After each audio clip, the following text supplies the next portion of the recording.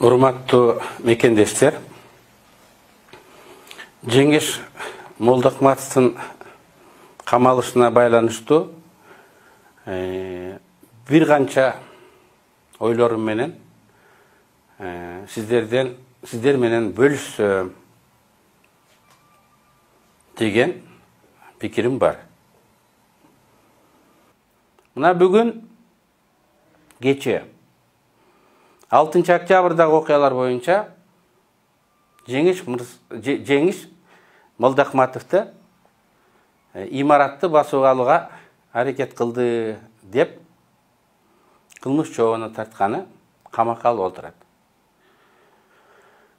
Жеңиш акыркы кезде бүгүнкү бийликтин принципиалдуу, туруктуу оппоненти болуп, оппозициялык позицияны ээлеп келди.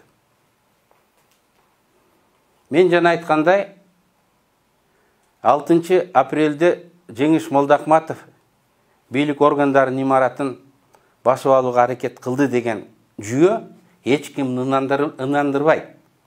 Бул күлкү келерлик.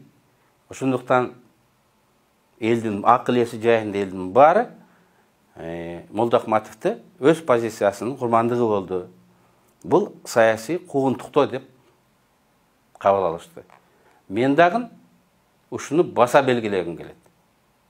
Жеңиш Молдахметовду камакка алуу бул саясий куугунтуктоонун бир көрүнүшү. Мен бүгүнкү бийликтегилерге кайрылгым келет. Садыр, Камчы жана башкаларга. Мен жанагы айткан 10 күндү ошол боюнча биз жабышыбыз керек. 6-сынан 15-не чейин эч ким мен мыйзамдууракмын деп айта албайт. Ошол күндөрдү биз жакшы чыктык, оор жоготуулар болгон жок. Ошого биз ыраазы болушубуз керек. Бүгүн биздин алдыбызда эң татаал сыноолор, кыйынчылыктар турат. 2 жылы ковид пандемиясы уланып атат. Экономикабыз 1-кварталда болуп көрбөгөндөй түштү. Баалар асмандап атат. Жакырлардын саны көбөйүп атат. Бюджетибиз тартыш. Алдыда парламенттик шайлоолор турат. Ош менен Бишкек шаарынын шайлоолору да жокко чыгарылат эмес деген сөз да болуп отурат. Анан эң негизгиси, орусча враг у ворот дегендей, биздин дарбазабыздын, эшигибиздин алдында агрессор келди. Ал жакка да армияны бекемдегенге акча керек. Чек араны бекемдегенге акча керек. Ошол жерде жабыр тарткан адамдарга жардам көргөзгөнгө акча керек. Мына ушундай кыйынчылык болуп турганда бизде саясий бөлүнүп жарылбай ынтымак болушубуз керек. Саясий оппоненттерди куугунтуктабаш керек. Эмне үчүн? Урматтуу мекендештер, ким мени угуп көрүп турган болсо, ушуга көңүл буруп коюшуңуздарды суранам. Так ушул жер менин кайрылуумдун негизи, маңызы. Биз 30 жылда жаңы коом түзө алдык. Кыргызстандын коому, кыргыз коому Орто Азияда эң эркин коом. Адамдар өзүнүн баркын билген намустуу адамдар. Биздин граждандык активисттер коомдун күн тартыбын аныктап,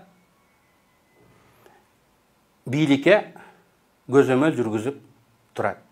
Орто Азияда мындан башка, бизден башка мындай эл жок. Бул биздин улуттук байлыгыбыз. Бирөөгө Кудай нефти берсе, бирөөгө Кудай газ берсе, бизге мына ушундай мүнөз, мына ушундай калк бериптир. Ошондуктан мына биз жаңы конституцияны кабыл алдык. Жеке бийлик орноткон. Эл аралык институттар бул конституцияда тизгин жок. Бул бир жагына ооп кетиши мүмкүн деп ачык айтып атат. Бирок ошого карабастан, эми конституция кабыл алынды. Ушул конституция менен жашайбыз. Ошого карабастан дейт эл аралык уюмдар. Баары бир тараза ташын пайда кылгыла. Баары бир бийликти тизгиндөөчү мүмкүнчүлүктөр бар деп атат. Бул биринчи кезекте сөз эркиндиги, экинчи кезекте граждандык коом. Үчүнчүсү бул саясий конкуренция. Мына ушундай, эгер мурун эркин коомдун адам укугунун гаранты Конституцияда көргөзүлгөн бийлик системасы болсо, бүгүн балансты эл түзөт. Балансты граждандык активисттер түзөт.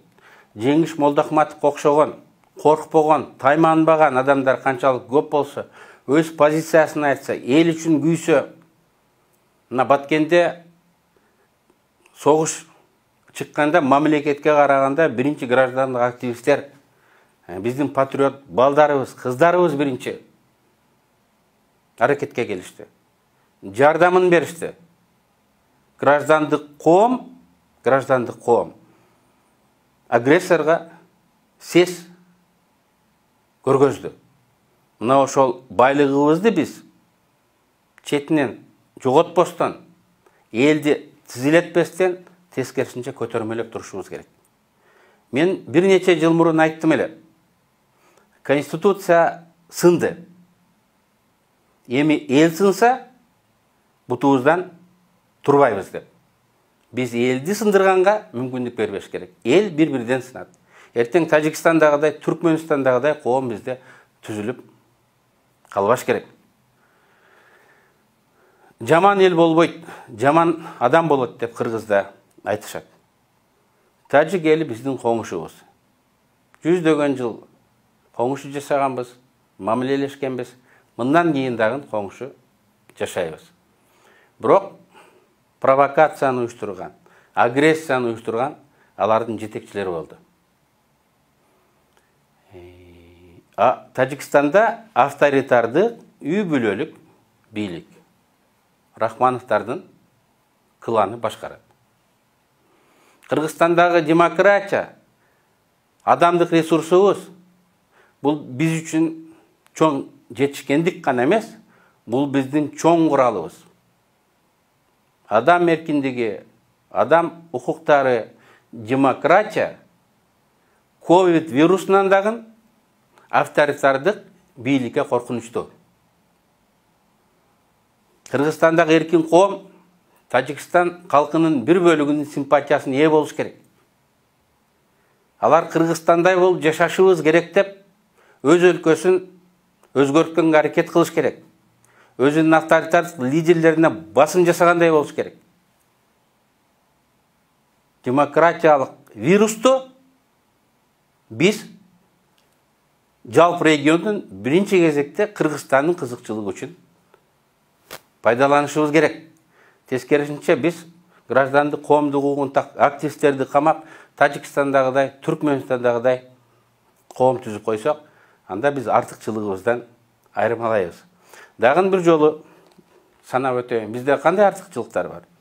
Биз Кудай берип, геостратегиялык жерден орун алган экенбиз. Регионго келген суу бизде калыптанат. Суунун башында турабыз. Гидроэнергетиканын ээсибиз. Жибек жолу биздин дарбазаларыбыз аркылуу, Эркестам, Торугарт аркылуу өтөт экен.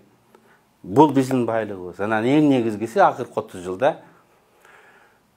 эркиндикти сүйгөн, өз намыс кадыр баркын билген, өз алдынча адамдар эл пайда болду.